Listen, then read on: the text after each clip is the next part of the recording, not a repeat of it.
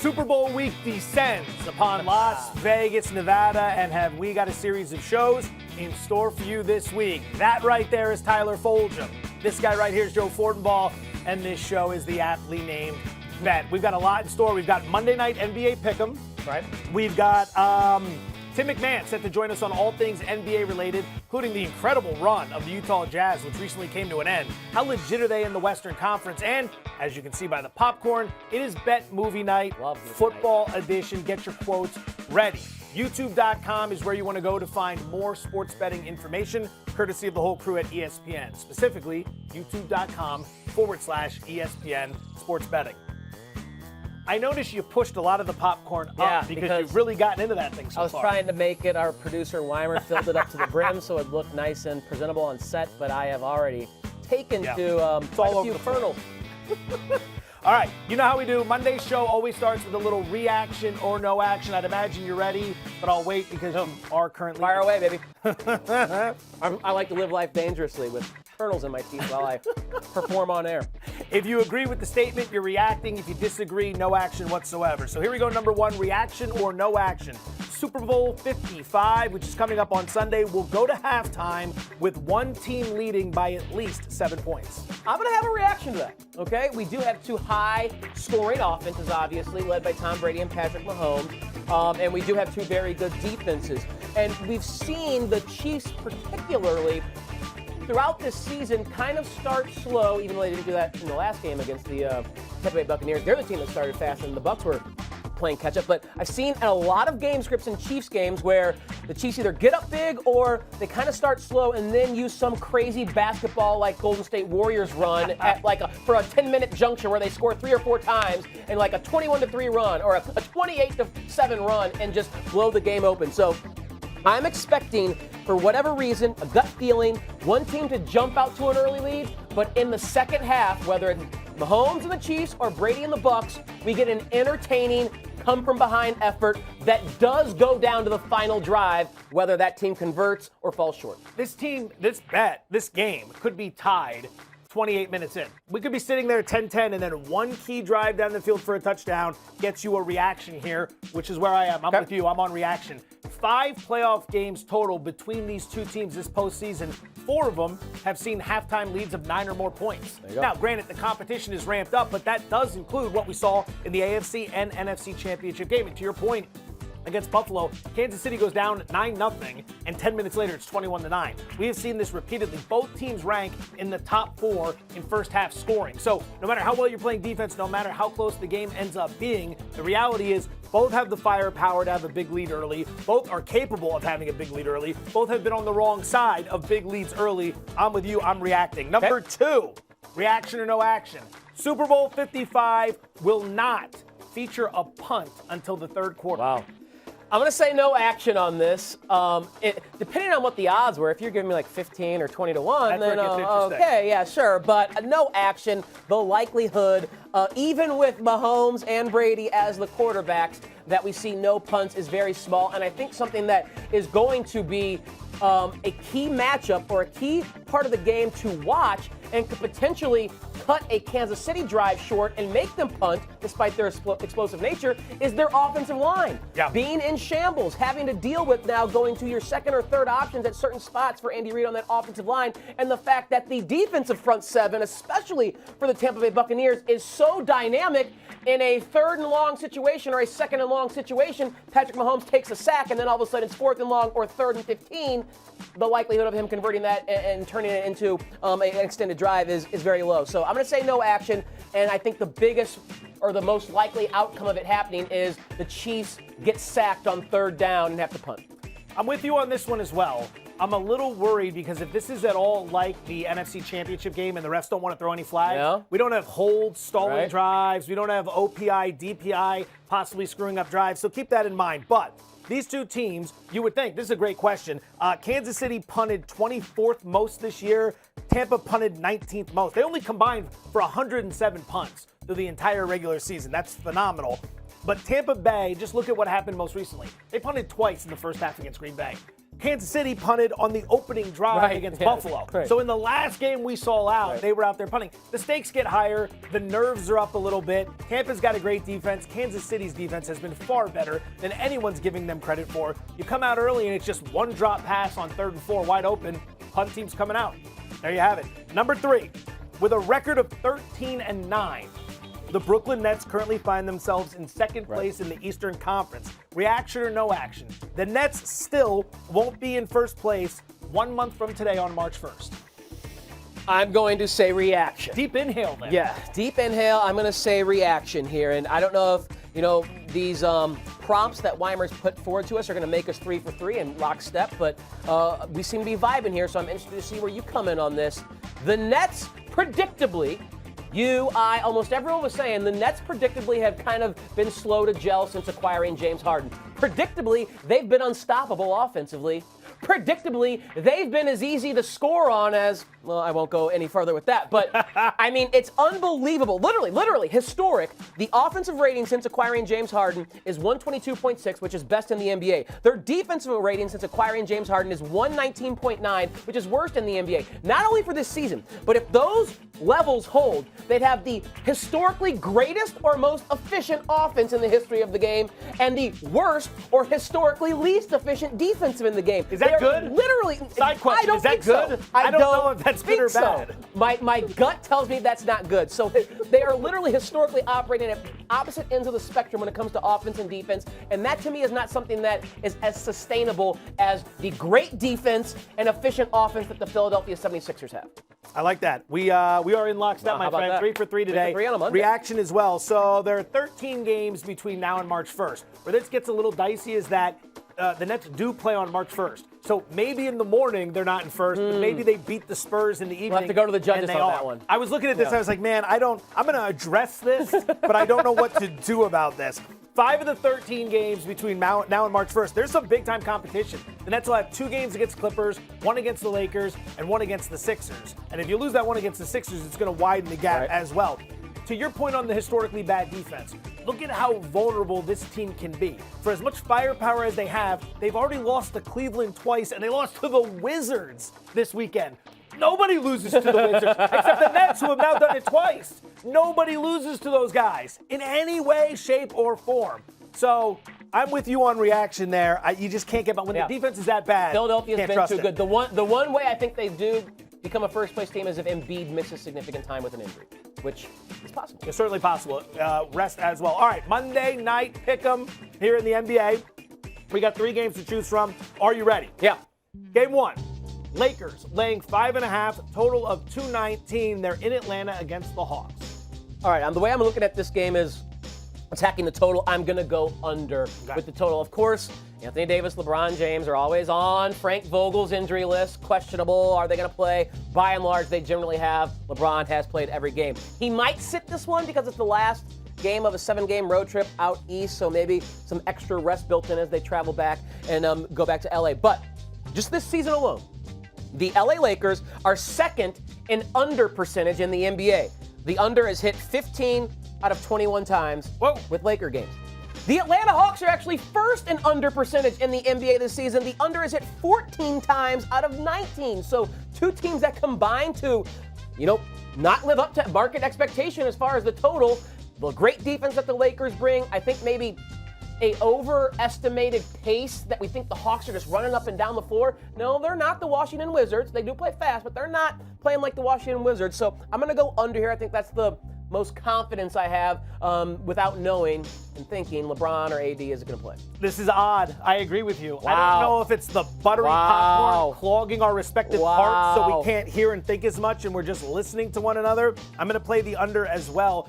The big point here is what you said about Atlanta's defense. We know how great the Laker defense is. Fantastic defensive rating, slow pace, all those things. Atlanta's defense is wildly improved from last season. They were 28th in defensive rating last year. They're 8th. Wow. Top 10? 9th this season. Top 10? I was looking at 12th in pace. Too many numbers. Get that number out of there. Not going to address that right now. So they've gone from 28th to top 10. Last game on a 7-game road trip. Lakers looking to close strong. Previous 6 games on this road trip, only one has featured more than 219 points. That was against the Cleveland Cavaliers when LeBron went off. So, here we go. That total is almost together. Scary high. The market is saying, like, what am I missing here? It seems like this is a no-brainer, but I'm going to go under. 5 years ago, this number was a ludicrous total. Yeah, right. Now it's like, it seems like a bit high for 2 really good defensive teams, but who knows? Game number 2, the Milwaukee Bucks are laying 9.5, total of 235.5 as they get set to host Dame Lillard and the Portland Trailblazers. I like the Bucks in this game, but I'm going to attack a player prop because of that total that is so gosh darn high. Here we go. North of 230. How about the best player on the floor, Giannis Antetokounmpo, going over 29.5 points in this matchup? Gotta lay $1.20. The biggest reason why I love Giannis, not only in this prop, but in daily fantasy as well, is because finally, Joe, after multiple years and a few weeks of this season, Mike Budenholzer is allowing Giannis Antetokounmpo, a world-class athlete who's in his absolute prime, to play more than 32 minutes of basketball a night. Oh. What a novel concept. He was doing it in the playoffs last year at 32 minutes. Like, this guy realizes it's not the regular season. Play the starters. And then they lose, and it's like, finally, we get 35 minutes plus of Giannis, which he has reached that threshold in each of his last 6 games, and he's averaged 30.3 points per game over that stretch. Couple that with the awesome matchup against a Blazers team that plays fast, can't play defense. Enes Kanter will probably be the one who's trying to stop him from getting to the rim. Good luck, Enes. Great rebounder. Not so great defender. And then Milwaukee has a 123 implied total, which is the highest on the board by 5 points. So the bulk of their offense should come from their best player in a great matchup. Going over 29.5, I think Giannis at least has a 30-burger, maybe even a 40-burger. You're a golfer. Which is the easiest club in the bag to hit consistently well? I'm a 6-iron guy, but most people will go 7, 8-iron. I prefer the pitching wedge, my You're friend. a pitching wedge Just guy, a huh? nice, slow, oh, man. easy You get inside swing. 125 for me, and it's all over Now, the place. whether it gets onto the green, that's not the point here. It's a nice, easy swing, and that's what we want to do with tonight. I'm not going to overthink it. I'm playing the over. Okay. 235.5. So we just talked about Atlanta and how much they've improved their defense. Well, Milwaukee's the exact opposite. Number 1 in defensive rating last year. You know where they are right now? 17th. Wow. They have fallen off to bottom half in the league. They have dropped 4 of their last 6 games, during which time they've given up 119 points per game. This defense has problems. Plenty of time to correct it, but right now, Portland's not exactly the team you want to have problems with when you're when you're not matched up well defensively, because their defense stinks. All they can do is score. You get 2 teams that are going to fly up and down the court, bombing threes everywhere. 235.5. I'm like, man, that looks high. Over. Bring out the pitching wedge over. I'm not even going to think about it. Go for a couple of 40 burgers from Giannis and Dame. Yes, How about just that? light it up. Have fun out there. Game number 3, final one before we get to Tim MacMahon. The Dallas Mavericks are laying 2.5, total of 216.5, hosting Chris Paul and the Phoenix Suns. Deep breath. Reluctantly, I'm going to take the points in my pocket with the Phoenix Suns. We know that Dallas. We thought we're going to be a really good team, a top 4 team in the West. They're third to last. There's only 2 teams in the West that are worse than them. They are not good. They're in any category. They are way more desperate at this point, but they're playing the second game of back-to-back. Kristaps Porzingis, didn't play. He was resting to be ready for this game, so he'll be back. Devin Booker still questionable. Don't know if he's going to play, but obviously if he does, that would be a big benefit to the Phoenix Suns. But I just think right now, with all the issues that the Dallas Mavericks are dealing with, poor play, and the fact that poor play has been kind of exacerbated by the COVID issues and guys in and out of the lineup, I still don't think they have put it all together. I still think they're a vulnerable team, so that's why I'm going to take the head start with the Phoenix Suns. Even though it's a desperate Mavericks team, they're not yet ready to turn the corner. I'll rely on Chris Paul, and hopefully Devin Booker coming back would help me as well. There are so many spots this year where I've looked at Dallas and been like, this is a great spot, love the Mavs, and they're not coming through in any of them. I'm not messing with the side here. I'm going to play under 216.5 in this game. These two got together on Saturday. They just played each other. They put 216 points on the board. So you might think if that's your only analysis, that's going to get you in trouble. Just because it did happen doesn't mean it's going to happen again. But go inside the box score of this one and take a look how it happened. Dallas shot 53% from the floor. Wow. That's a big number. Yeah. That's up 7% from where they are on their season average. Phoenix shot 43% from the three-point line. That's up 7% from where they are in the regular season. So you've got 2 teams exceeding their averages to get to a number 216 that they have to do more than tonight.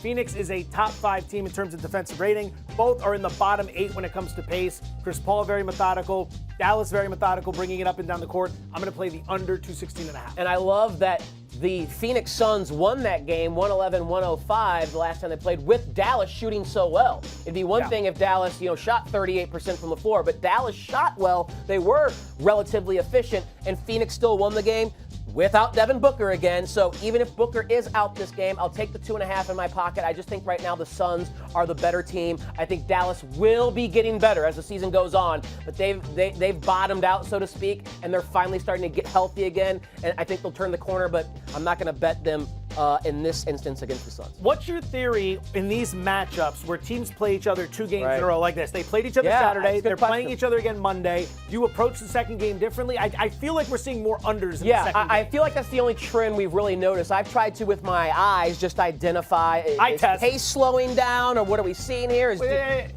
Don't you just wear one contact? I do wear just one contact in this right eye. I correct just one eyeball. Saves me money. I spend half the money I should on my contact. I don't think anyone's interested in your eye test with your one contact out there. I don't really look at the numbers. Any LASIK surgeons out there? Any LASIK surgeons out there want to help brother out? Huh? Just need one. I'll actually pay for both for LASIK surgery, since that's a one and done thing. One eye with the contact lens. We'll dissect that more later. Time to bring in somebody else with 2 working eyes who can assess the situation. Tim MacMahon covers the NBA for ESPN. He's kind enough to join us here on Bet. Tim, we appreciate the time. The Utah Jazz currently 18-1 to win the NBA championship this year. However, the Lakers and the Clippers have substantially better odds without having substantially better records. How much of the, let's say, disrespect towards Utah is due to the fact that they blew that 3-1 series lead in the playoffs last year against Denver? Yeah, I really don't think it's disrespect. The Jazz have not proven that they are a legitimate threat to get out of the Western Conference. This is a franchise that it's a perennial playoff team, but they haven't been past the second round. The Lakers obviously are defending champions, have a guy who's been to double figures NBA Finals. The Clippers, huge disappointment in the playoffs last year, but they've got a superstar in Kawhi Leonard who has multiple Finals MVPs, and it's just a case of, that's a team with superstars who have been there, done that, and the Jazz are still a franchise, obviously, with a lot to prove in that regard. Yeah, Tim, this Jazz team has beaten some really good teams. They're not just beating the bottom dwellers. They have a victory over the Bucks, a victory over those LA Clippers. And despite the loss to the Denver Nuggets, they have an even tougher stretch coming up here in mid-February that could kind of help shake out the Western Conference standings. I want to run through this stretch of games in mid-February. Starts with the 76ers. Then they do that back-to-back against the Clippers, so 2 against the Clippers, an upstart Hornets team, and then the LA Lakers. So as we sit here right at this moment, they're currently second in the Western Conference. Tim, after that difficult stretch in mid-February, where will the Jazz be? Still in second, higher, or lower in the standings? Yeah, I think that we're going to see LA and LA in some order once things shake out. I do think the Jazz, though, are a team that, whether it matters or not, will have home court advantage in the first round of the playoffs. So I guess what I'm saying is I think they'll be a top 4 seed in the Western Conference. We saw the Nuggets yesterday. Obviously, the Nuggets are a team that got off to a little bit of a slow start, but Nikola Jokic is playing out of his mind. I think the Nuggets and Jazz are the 2 teams that are really contenders to be that 3rd best team in the Western Conference.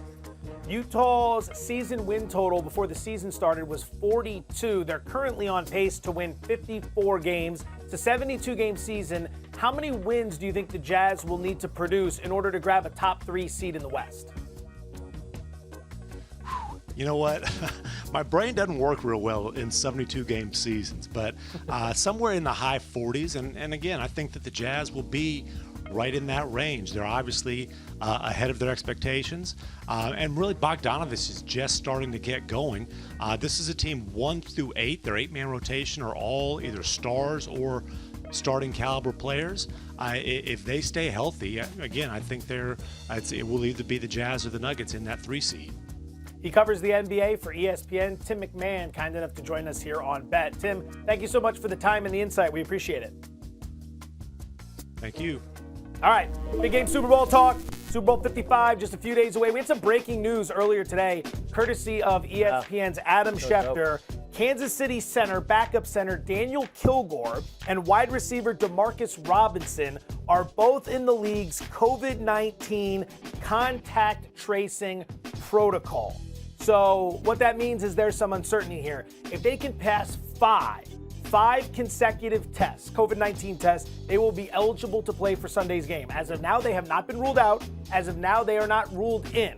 5 consecutive tests needed. Positive tests or negative tests, you want to be negative. Yeah, you want to be negative. COVID negative. You want to be negative 5 consecutive times in order to play on Sunday. So let's keep that in mind. Does that do anything to change how you feel about this game? Because right now what I'd like is a play on the side of the total. No. We're getting close, son. We're getting real close. Right. At this moment, no. It's obviously disheartening news, but not to any principal parts for the Chiefs that would affect the way that I kind of break this game down. So with that being said, all right, where I want to start, let's go, is the very high total, 56.5.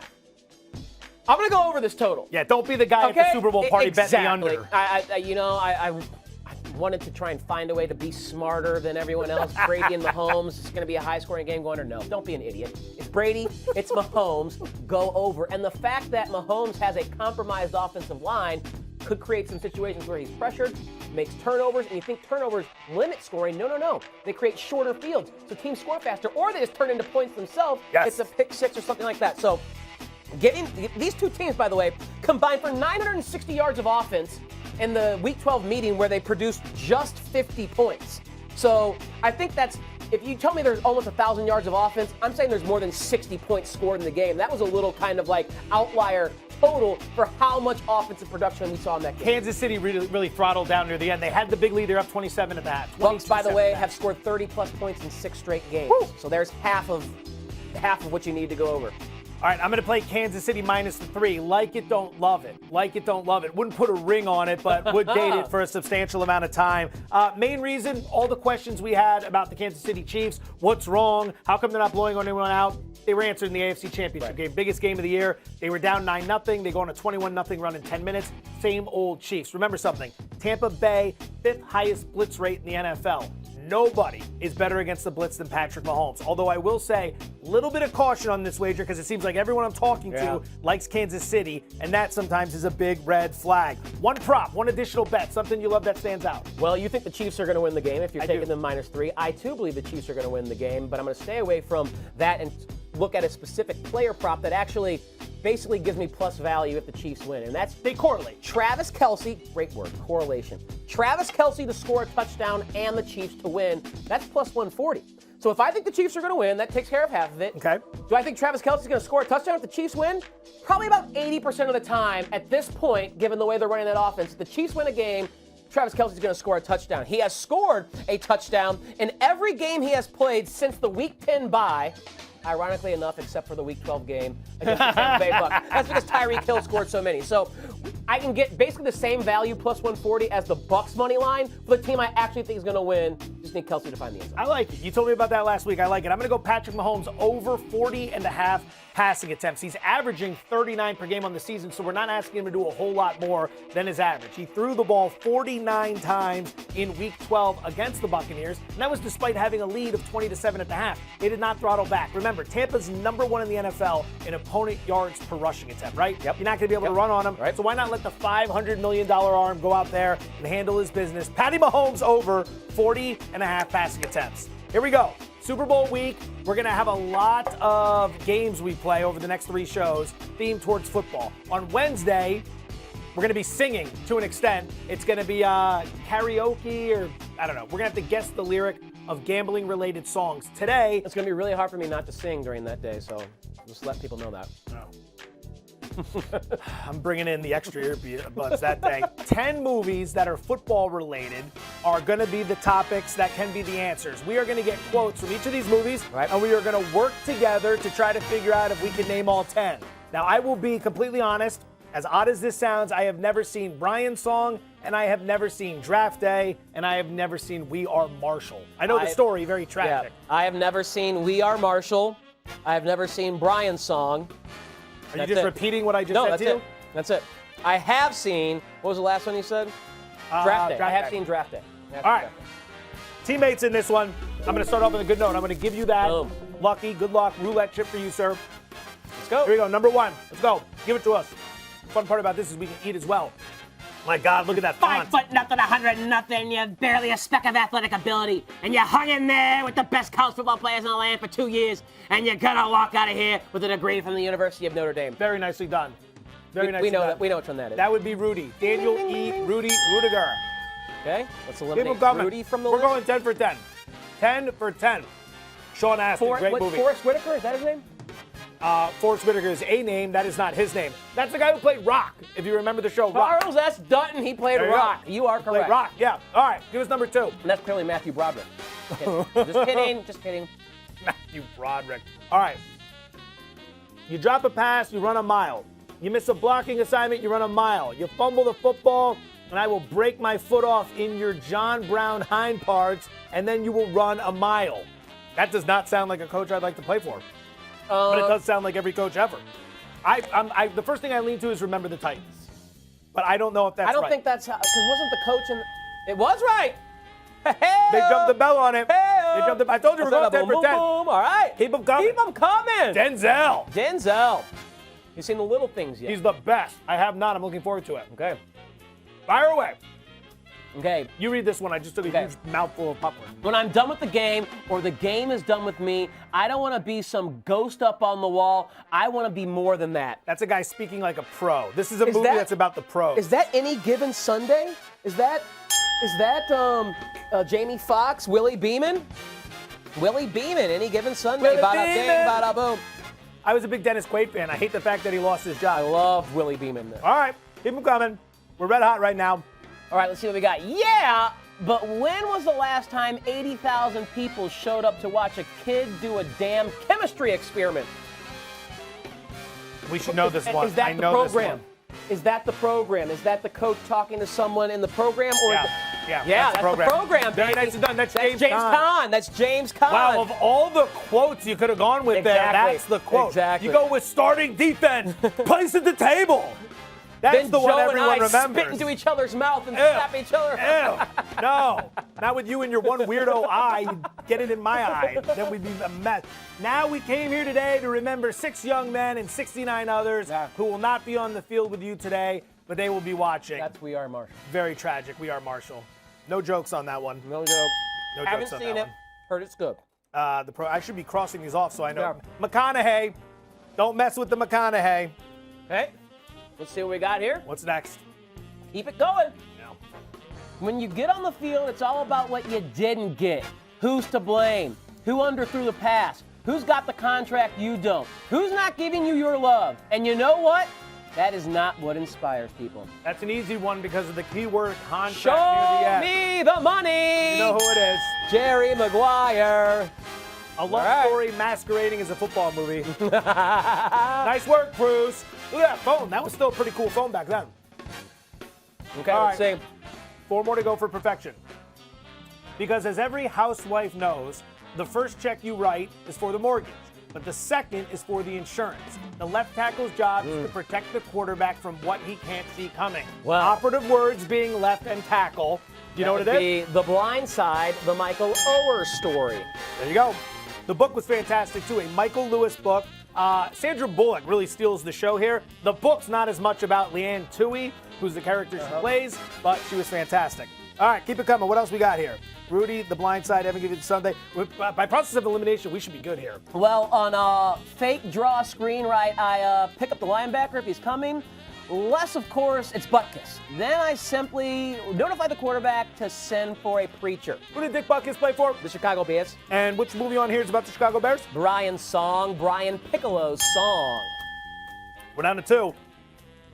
We're down to 2. James Caan, look at that. Jimmy Caan. He looks We've got 90. a lot of Jimmy Caan. Sonny Corleone. I didn't know Jimmy Caan was such a Sonny football Corleone. actor. Okay. All right, here we go. No, I don't want a soda. No Cleveland has ever used the word, Clevelander has ever used the word soda, ever. We use the word pop. I'm a soda guy because I'm from St. Louis. I'm not a pop guy. I am from Eastern PA, Western PA. However, we say pop. Cleveland is the central team in draft day. Yes, it is. Yes, it is. That's 9 for 9, which means this one is Varsity Blues. Let's see which one Wyman went with. It better be a good one. It better be. Tweeter! My boy is too much trouble for you. May have been the Playing opportunity of your football at lifetime. West Canaan may have been the opportunity of your life, but I don't want your life. Yeah, that's Johnny the one. Moxon. That's the one. Wow, air high five. Bing. Oh, What a classic movie. Spend it responsibly, maybe on a second eyeball. That's such a wild story. Wow. All right, I'm Tyler Fulghum. What a way to Joe start the Monday. Fortenbaugh. We're doing it with music on Wednesday. Newsflash, I know almost nothing. I'm the opposite of Kazam. So we'll find out. But until then, It's Shazam. Have a great Shazam night. was Shazam. That's wrapped up.